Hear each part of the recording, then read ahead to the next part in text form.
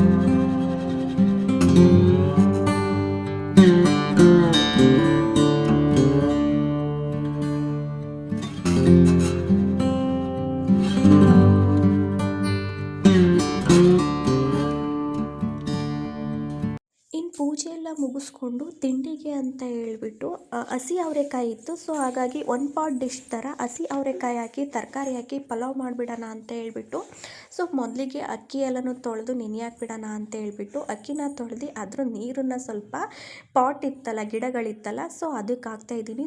ನಾನು ಬೇರೆ ಪ್ಲೇನ್ ನೀರು ಅಂದರೆ ನಾರ್ಮಲ್ ನೀರನ್ನ ಹಾಕಲ್ಲ, ಈ ಥರ ಅಕ್ಕಿ ತೊಳೆದ ನೀರು ಹಾಕೋದ್ರಿಂದ ಗಿಡಗಳು ತುಂಬ ಚೆನ್ನಾಗಿ ಬೆಳೀತಿದೆ.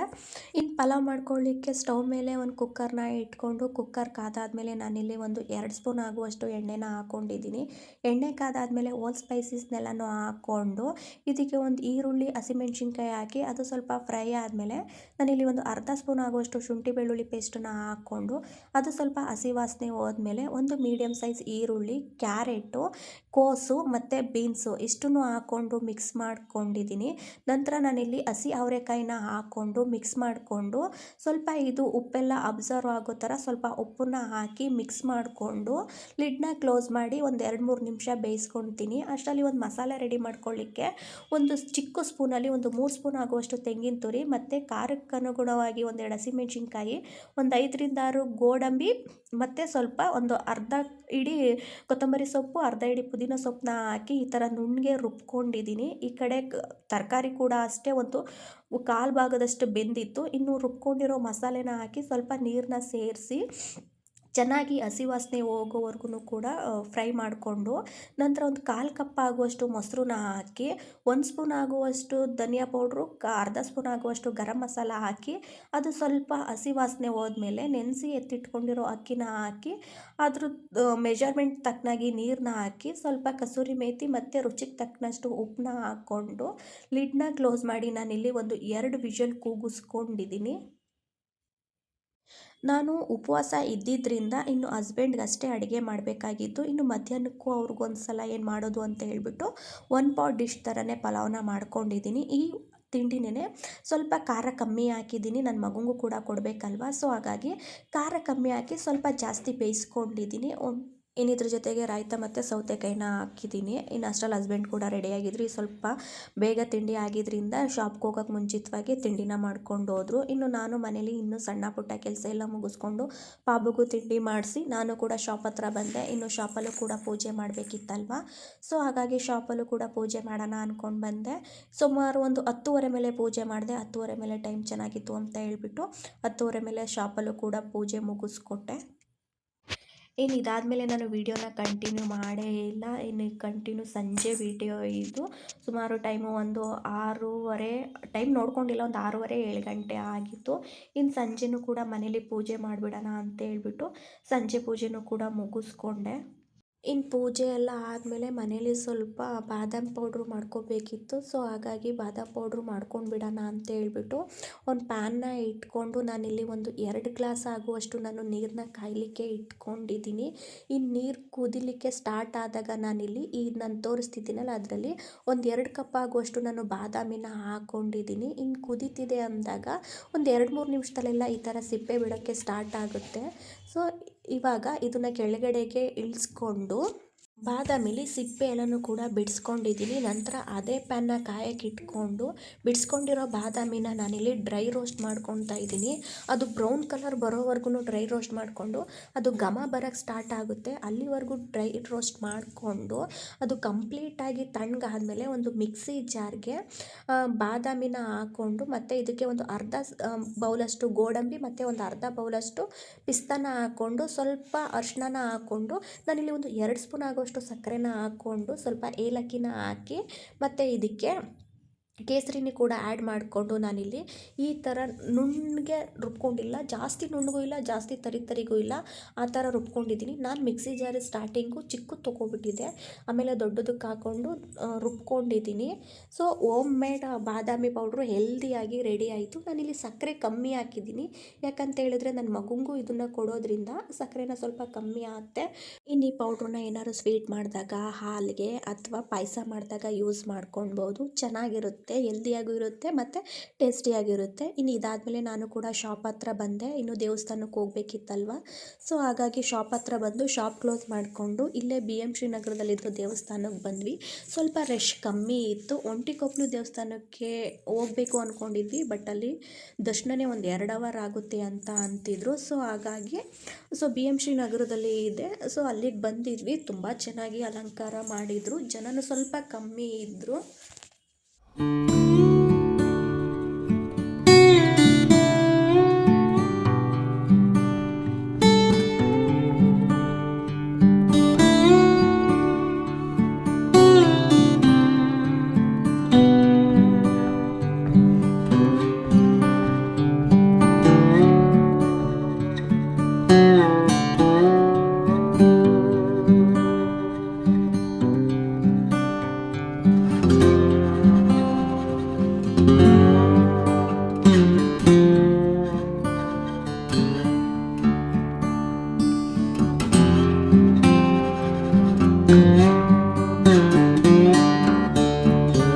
ಇನ್ನು ಪ್ರಸಾದಕ್ಕೆ ಅಂತ ಉಪ್ಪಿಟ್ಟು ಕೊಟ್ಟಿದ್ರು, ತುಂಬಾ ಚೆನ್ನಾಗಿತ್ತು. ಇನ್ನು ಅಲ್ಲಿಂದ ಬಂದು ನಾನು ಕೂಡ ಒಂದು ಗೋಧಿ ರೊಟ್ಟಿ ಹಾಕೊಳ್ಳೋಣ ಅಂತ ಹೇಳ್ಬಿಟ್ಟು ಈ ಕಡೆಯಿಂದ ಹೋದಾಗ್ಲೇ ಅಂದರೆ ಮನೇಲಿದ್ದಾಗಲೇ ಗೋಧಿ ರೊಟ್ಟಿಗೆ ಕಲಸಿ ಇಟ್ಬಿಟ್ಟು ಹೋಗಿದೆ. ಸೊ ಹಾಗಾಗಿ ಗೋಧಿ ರೊಟ್ಟಿ ಹಾಕೊಳ್ಳೋಣ ಅಂತ ಹೇಳ್ಬಿಟ್ಟು ಚಪಾತಿ ಮಾಡೋಣ ಅಂದ್ಕೊಂಡಿದ್ದೆ, ಬಟ್ ಆಗಿಲ್ಲ. ಗೋಧಿ ರೊಟ್ಟಿನೇ ಹಾಕೊಳ್ಳೋಣ ಅಂತ ಹೇಳ್ಬಿಟ್ಟು ಬಳ್ದು ಹಾಕೊಳ್ಳೋಣ ಅಂತ ಹೇಳ್ಬಿಟ್ಟು ಕಲಸಿಟ್ಬಿಟ್ಟು ಹೋಗಿದೆ. ಒಂದು ರೊಟ್ಟಿ ಹಾಕ್ಕೊಂಡೆ. ಇದು ರೈಸ್ ಐಟಮ್ ಏನು ತಿನ್ನಬಾರ್ದು ಅಂತಾರೆ ಅಲ್ವಾ. ಸೊ ಒಂದು ರೊಟ್ಟಿ ಹಾಕ್ಕೊಂಡು ನಾನು ಕೂಡ ಊಟ ಮಾಡಿಕೊಂಡು ಇನ್ನು ಪಾಪುಗೆ ಹಸ್ಬೆಂಡ್ಗೆ ನೈಟು ಟೈಮು ಹಾಲು ಕೊಡ್ತೀನಿ ಅಲ್ವಾ. ಸೊ ಹಾಗಾಗಿ ಬಾದಾಮ್ ಪೌಡ್ರನ್ನ ಹಾಕಿ ಕೊಟ್ಟಿದ್ದೆ. ತುಂಬಾ ಚೆನ್ನಾಗಿದೆ ಅಂತ ಹೇಳ್ತಿದ್ರು. ನನಗಂತೂ ಖುಷಿ ಆಯಿತು. ಏನಾದ್ರು ಮಾಡಿದಾಗ ಚೆನ್ನಾಗಿದೆ ಅಂತ ಅಂದಾಗ ನೆಕ್ಸ್ಟ್ ಏನಾದ್ರು ಮಾಡಲಿಕ್ಕೆ ನನಗೆ ಫುಲ್ ಖುಷಿ ಆಗುತ್ತೆ. ಇನ್ನು ಯೂಟ್ಯೂಬಲ್ಲಿ ವ್ಯೂಸು ಅಷ್ಟೇ, ಜಾಸ್ತಿ ವ್ಯೂಸ್ ಬಂದಾಗ ನೆಕ್ಸ್ಟು ವೀಡಿಯೋ ಮಾಡೋಕ್ಕೆ ಇನ್ನೂ ಖುಷಿ ಆಗುತ್ತೆ. ವ್ಯೂಸ್ ಬಂದಿಲ್ಲ ಅಂತ ಅಂದಾಗೆ ವೀಡಿಯೋ ಮಾಡೋಕ್ಕೆ ಬೇಜಾರಾಗ್ಬಿಡುತ್ತೆ. ಇನ್ನು ಊಟ ಎಲ್ಲ ಆಗಿ ಪಾತ್ರೆ ಎಲ್ಲ ತೊಳಿಬೇಕಲ್ವಾ, ಇಲ್ಲ ಸಿಕ್ಕು ತುಂಬ ಅದೇ ಥರ ಇದ್ಬಿಡುತ್ತೆ. ಇನ್ನು ಬೆಳಿಗ್ಗೆಗೆ ಮೂಡ್ ಆಫ್ ಆಗಿಬಿಡುತ್ತೆ ಅಂತ ಹೇಳ್ಬಿಟ್ಟು ಪಾತ್ರೆ ಎಲ್ಲ ತೊಳೆದ್ಬಿಡೋಣ ಅಂತ ಹೇಳ್ಬಿಟ್ಟು ಪಾತ್ರೆನೂ ಕೂಡ ತೊಳ್ಕೊಂಡೆ. ಫ್ರೆಂಡ್ಸ್, ವಿಡಿಯೋನ ನಾನು ಇಲ್ಲಿಗೆ ಎಂಡ್ ಮಾಡ್ತಾ ಇದ್ದೀನಿ. ದಯವಿಟ್ಟು ಇನ್ನೂ ಯಾರೆಲ್ಲ ಚಾನಲ್ನ ಸಬ್ಸ್ಕ್ರೈಬ್ ಮಾಡ್ಕೊಂಡಿಲ್ಲ ಸಬ್ಸ್ಕ್ರೈಬ್ ಮಾಡ್ಕೊಳ್ಳಿ. ವಿಡಿಯೋನ ಕೊನೆವರೆಗೂ ನೋಡಿದ್ದೀರಾ ಅಂತ ಅಂದ್ಕೊಳ್ತೀನಿ. ಮತ್ತು ಹಳೆ ವಿಡಿಯೋಗಳನ್ನ ನೋಡಿ ಫ್ರೆಂಡ್ಸ್. ಮುಂದಿನ ವಿಡಿಯೋದಲ್ಲಿ ಸಿಗ್ತೀನಿ. ಅಲ್ಲಿವರೆಗೂ ಥ್ಯಾಂಕ್ಸ್ ಫ್ರೆಂಡ್ಸ್, ಬಾಯ್.